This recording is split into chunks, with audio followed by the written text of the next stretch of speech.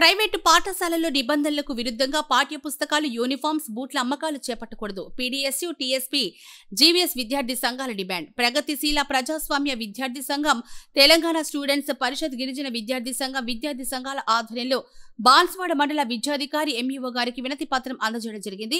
ఈ సందర్భంగా ఆ జిల్లా అధ్యక్షులు ఎన్ బాలరాజు, టీఎస్పీ జిల్లా అధ్యక్షులు మావరం శ్రీకాంత్, జీవీఎస్ జిల్లా అధ్యక్షులు సభవత్ వినోదులు మాట్లాడుతూ ప్రైవేటు పాఠశాలలో ప్రతి సంవత్సరం జూన్ మాసంలో విద్యా సంవత్సరం ప్రారంభంలోని పాఠ్యపుస్తకాలు, నోట్బుక్స్, యూనిఫామ్స్ మరియు బూట్లు, సాక్సులు అధిక ధరలకు, అధిక లాభాల కోసం ప్రైవేట్ పాఠశాల యాజమాన్యాలు అమ్ముకుంటున్నారు.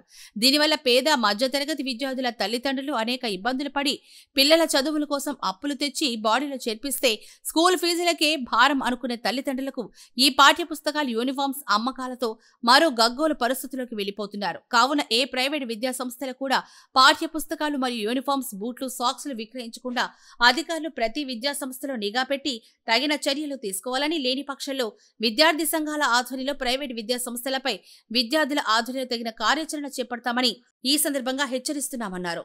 బాన్స్వాడ మండలంలో ఉన్నటువంటి ప్రైవేట్ పాఠశాలలో నిబంధనలకు విరుద్ధంగా పాఠ్యపుస్తకాలు, నోట్బుక్స్, అదేవిధంగా యూనిఫామ్స్, బూట్లు, సాక్సులు అమ్మకాలు ప్రతి విద్యా సంవత్సరం ఇక్కడ ప్రైవేట్ విద్యా సంస్థలు చేపడతా ఉన్నాయి, విక్రయిస్తూ ఉన్నాయి. కాబట్టి ఇది నిబంధనలకు విరుద్ధం. కాబట్టి ఏ విద్యా సంస్థల్లో కూడా ఈ పాఠ్యపుస్తకాలు, నోట్బుక్స్, యూనిఫామ్స్, బూట్లు అమ్మకుండా మండల విద్యాధికారి ఖచ్చితంగా చర్యలు చేపట్టాలని చెప్పేసి ఈరోజు పీడీఎస్యూ, టీఎస్పీ, జీవీఎస్ గిరిజన విద్యార్థి సంఘాల ఆధ్వర్యంలో ఈరోజు ఎంఈఓ ఆఫీస్లో వినతి పత్రం ఇవ్వడం జరిగింది. కాబట్టి విద్యాధికారి ఖచ్చితంగా ఈ విద్యా సంస్థలపైన తగు చర్యలు తీసుకోవాలి, చర్యలు చేపట్టాలి.